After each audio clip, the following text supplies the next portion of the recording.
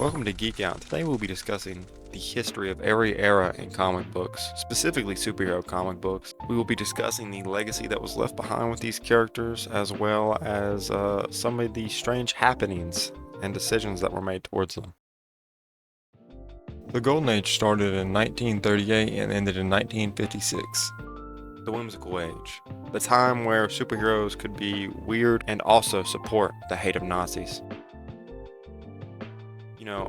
Jerry Siegel and Joe Shuster's beautiful creation, Superman, was born onto the comic page in 1938 with Action Comics issue 1. This started a new renaissance of superhero comic books, which would go on to form Batman and Robin, Wonder Woman, The Flash, Green Lantern, Dr. Fate, The Atom, Hawkman, Green Arrow, Aquaman, the JSA, and All-Star Squadron. Now, Marvel wasn't as developed at the time because it was known as Timely Comics, but had the Human Torch, Submariner, and Captain America. And during this time, World War II was occurring, so obviously propaganda flooded in to beat Nazis. Everyone's seen that iconic page of Captain America decking Hitler.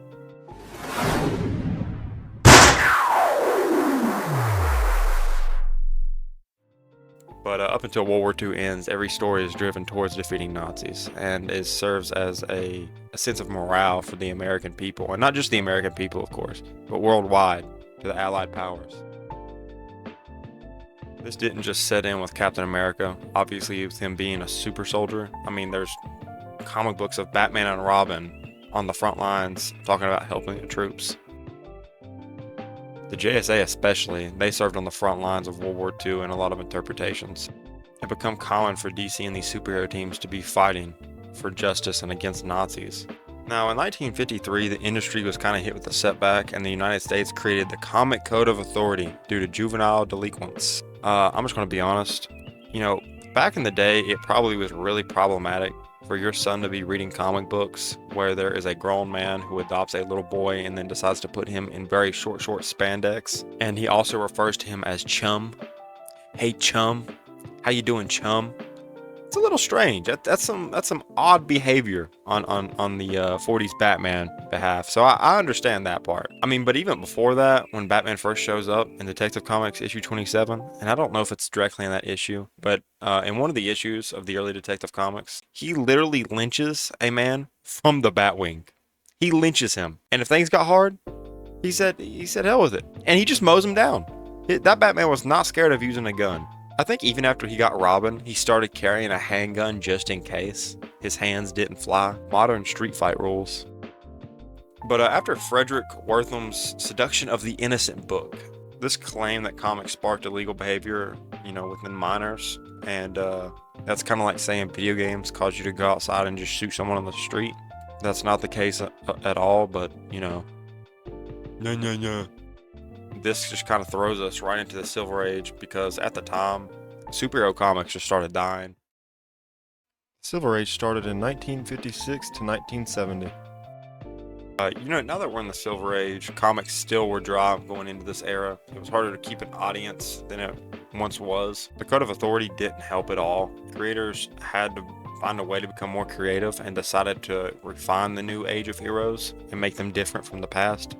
There was a lot of quantity and no quality, really. A lot like the MCU is now with all these movies they keep releasing back to back. Honestly, just the way it's been since Endgame. So in 1956's Showcase issue 4, they decided to introduce a new Flash that is no longer Jay Garrick and introduce Barry Allen. This was the first attempt to actually work. DC then began reworking old characters like they did with Flash, and that's what they did with Green Lantern, Aquaman, the Atom, and Hawkman, as well as the Justice Society of America. The biggest difference was that Green Lantern was no longer Alan Scott, the train car magician, the guy that was scared of wood. And it was now Hal Jordan, who was a more sci-fi aesthetic type of character and was part of a police space force. And the JSA was reimagined to the JLA, and most of them were reimagined from their locale to their abilities. Now, Marvel at the time sees this as an opportunity to rival DC as, there's a team comic, so let's make a team comic. So Stan Lee and Jack Kirby then make the Fantastic Four. Now at the time, Marvel actually started growing just as big as DC, because because they focus less on the stereotypes of the classic superhero personality. Characters like Spider-Man, Hulk, and the X-Men stood out with personality in comics. By the latter half of the 1960s, DC once again became dry, and Marvel was reinventing the superhero archetype in ways that DC had never done. Now the Bronze Age begins from 1970 to 1985. And they didn't change any of the main heroes like the Silver Age did, but it did change the tone of comics, allowing for more sad stories almost. It's honestly just a new generation's gig at this point. A lot of these old careers were ending, people were retiring and getting fired. Jack Kirby left Marvel and even went to DC. Mort Weisner, the long-term editor of various Superman comics, even retired and was replaced by Julius Schwartz, who got rid of most of the kryptonite in continuity, and even nerfed Superman. Comics were told in this less lighter tone and felt a little more serious. I mean, obviously they did this to shake up the superhero genre, as, you know, the Golden Age was kind of silly and whimsical after a little while. The Silver Age brought that reinvention, that fun, and this age brings that kind of darker sadness. Example of the darker sadness, I mean, the true defining event that proves this was Gwen Stacy's death in The Amazing Spider-Man issues 121 and 122.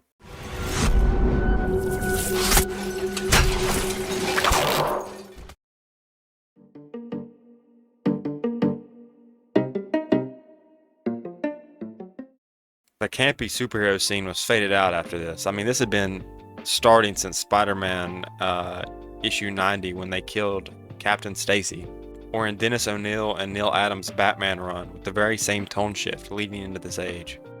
The US Department of Health even approaches Stan Lee about the representation of drug use, and this causes him to make a Green Goblin's Reborn storyline that advertises the dangers of drug addiction. Now, the thing with this was drugs were banned at the time because of the comics code of authority, and they refused to approve this for Stan Lee, but he published it nonetheless. DC seen this and soon followed this by creating the storyline of Snowbirds Don't Fly in Green Lantern / Green Arrow issues 85 and 86. This is where they make Speedy a strung out on heroin. They just make Speedy a drug addict, and Green Arrow just has to deal with this now. On top of this, the X-Men started to focus on racism, with the Marvel Universe starting to look down upon them because they were different than regular people. Iron Man even had storylines such as Demon in a Bottle, which dealt with Tony's alcohol addiction. And issues regarding female empowerment started with creations of female superheroes being such as Spider-Woman, Mrs. Marvel, and She-Hulk. The focus on minority heroes even started, with Marvel creating Black Panther, Falcon, Luke Cage, Blade, Monica Rambeau, Misty Knight, Shang-Chi, Kitty Pryde, and Moon Knight. DC even did this and made John Stewart Green Lantern, Bronze Tiger, Black Lightning, Vixen, and Cyborg in the mid-1980s. Black heroes had even gained fame, as John Stewart was the new mainline Green Lantern, and Cyborg became the leader of the Teen Titans, and Storm the leader of the X-Men. This was a great way for people to aspire towards heroes and feel comfortable in their skin. Marvel even revived the X-Men, with it slowly dying in the late 60s, as it didn't get the popularity that Stan Lee and Jack Kirby wanted. Then the X-Men would be revived by writers Len Wein and Dave Cockrum with X-Men issue 1 in 1975, not mentioning Chris Claremont, who was the non-credited assistant writer who stayed on the project title for the next 16 years, including spin-offs. This even forms a rivalry with DC's hit project, The New Teen Titans, which is what the modern animated show is even based off of, and this title was made by Mark Wolfman and George Perez, and they both set examples for storytelling with these animated projects later on, such as X-Men 97 and the Teen Titans from the 2000s. Marvel started dipping their toes in the water and turned to anthology stories such as The Amazing Adventures and Astonishing Tales, whereas DC started doing team-up books with characters that were unable to hold their own titles by themselves, like Superboy and the Legion of Superheroes, or The Brave and the Bold, or DC Comics Presents, and all these books even faded out by the end of this period. Marvel and DC even met in the middle with company crossovers such as Superman vs. The Amazing Spider-Man, or Batman vs. Hulk, and X-Men vs. Teen Titans. I want you to pay attention to that. Superman vs. Spider-Man, Batman vs. Hulk.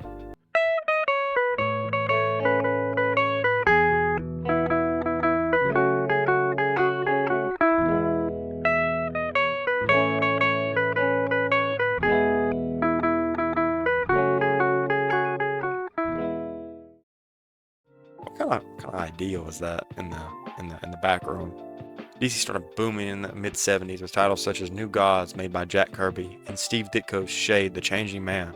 This caused the company to increase the price of comics by 50% and add to the page count. Many of these titles had backup features with many characters, but unfortunately they overestimated their worth, with their market in 1978 imploding and damn near destroying their company. At this time, Marvel seen this, and their gain went up 50% of the market, and Stan Lee even handed control over to Jim Shooter so he could go work on these animated projects. With the Bronze Age ending in 1985, when Crisis on Infinite Earths gave DC a soft reboot, and Marvel responded with their own big world event, Secret Wars. And there was no reboot done with Secret Wars, mind you. It just kind of happened as a big event. Then we get to modern day comics, which is from 1985 to now. During this first 15 years of this era, comic characters were redesigned and solo titles became more prominent than ever, and creators even began to be recognized and stood out to the public. Now, with DC joining the two ages together with their Crisis on Infinite Earths reboot that we spoke of earlier, this would cause the cancellation of several titles such as Flash, Superman, and Wonder Woman. The reboot would even make Wally West the new mainline Flash. A brand new Superman series, as well as a new Wonder Woman series, would even be formed. Batman during this time would get a sort of retelling with his origin story, with that book being Batman Year One, one of the best Batman storylines ever published. And creators that were fired by Marvel would begin to be recognized by DC, be allowed to do more personal stories, like Frank Miller's The Dark Knight Returns or The Watchmen, or even The Killing Joke. Anyways, Jim Shooter as editor-in-chief was an awful mistake for Marvel. Enforcing policies that your writers don't like and basically sending them off to the other company was probably the dumbest thing he could have done as editor-in-chief. And, back in the day, the Comics Code of Authority didn't allow for a lot, but it didn't really let the horror genre thrive like it once did. But they started booting it back up in the Bronze Age, kind of, and then it really took off in the Modern Age. I mean, this starts with Alan Moore's Swamp Thing from 1984 to 1987, and this form of sci-fi fantasy was seen and inspired many stories in DC Comics, such as The Sandman, Preacher, Animal Man, Doom Patrol, Hellblazer, and Shade the Changing Man, which were all part of DC's Vertigo lineup. During the 90s, that's when the Edgelord saga started. Anti-heroes would become a really big thing. It would leave characters straddling that line of good and bad. Frank Miller's darker version of Daredevil was a perfect example of this, where previously he was cheerful and a humanitarian, and he even goes on to create Elektra to challenge that. DC continues this with Frank Miller's Dark Knight and Alan Moore's Watchmen, where we get to look into the true psychology of these heroes and where they stand and how their minds never settle. DC would go on to tell the death of Superman's story, killing off Superman with Doomsday brutally raping him.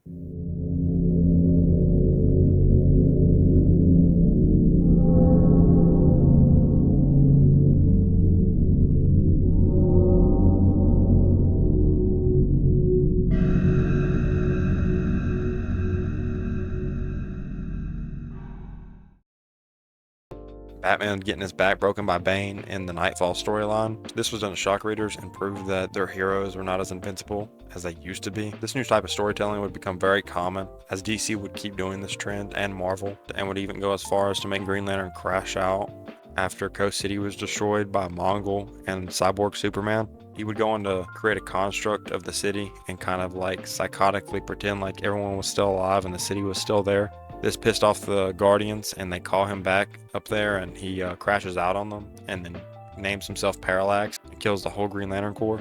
I mean, Jeff Johns would later on do this and fix the problem and make Parallax a possessive entity who possessed Hal Jordan. But nonetheless, that was a rough decision on their part. Don't worry, they kept it up as the next Green Lantern, Kyle Rayner, is where the term fridge would be invented, as his girlfriend was murdered and stuffed into a fridge.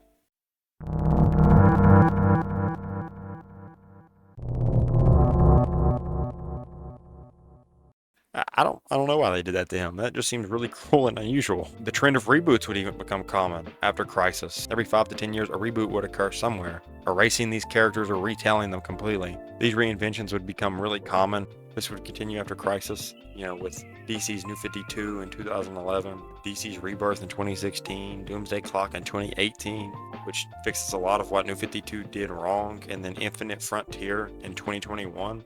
Marvel would have Heroes Reborn in 1996, which was awful for them. Secret Wars in 2015, which led into all new, all different Marvel, and Marvel Legacy in 2018. A lot of these reboots serve as either full history resets or ways to fix what they messed up during these full history resets, or even just to retell origin stories or confirm what's canon and what's not canon anymore. But overall, it's a very complicated history. But I mean, that was from the golden age to the modern era. If you like videos like this, or you have recommendation for videos, things that you want me to cover, leave a like, subscribe, put it in the comments. Comment your favorite era. Just communicate, engage. I'll be sure to respond and answer whatever questions you have, and geek out.